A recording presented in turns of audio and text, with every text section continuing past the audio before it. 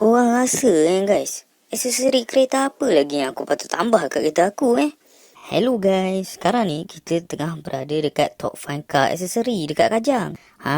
Dekat sini macam-macam jenis aksesori kereta lah yang korang boleh jumpa. Memang banyak gila pilihan. Untuk audio junkies yang di luar sana, memang dekat sini banyak gila pilihan Android player and speaker yang boleh korang pilih.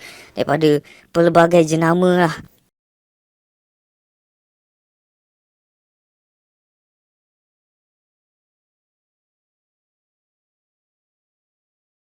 Tengah aku jalan-jalan dekat kedai ni, boleh pula guys, aku teracun terbeli Android player yang ada kamera 360 ni Memang aku suruh bos terus pasang je kat kereta aku.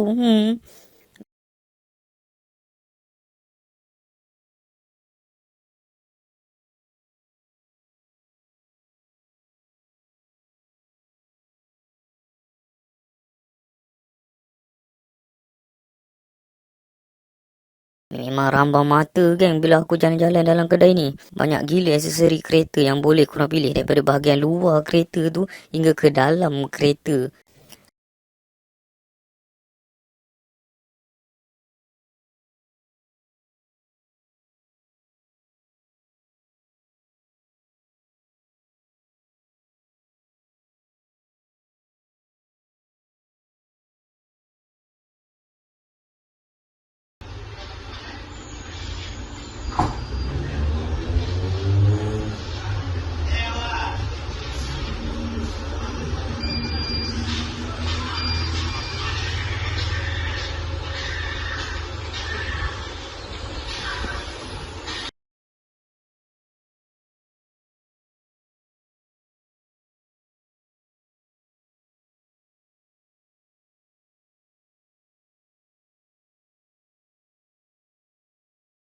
Lepas tu, diorang ada pula servis pemasangan tinted guys. Korang jangan risau dengan kualiti tinted dia. Memang semua top kualiti punya.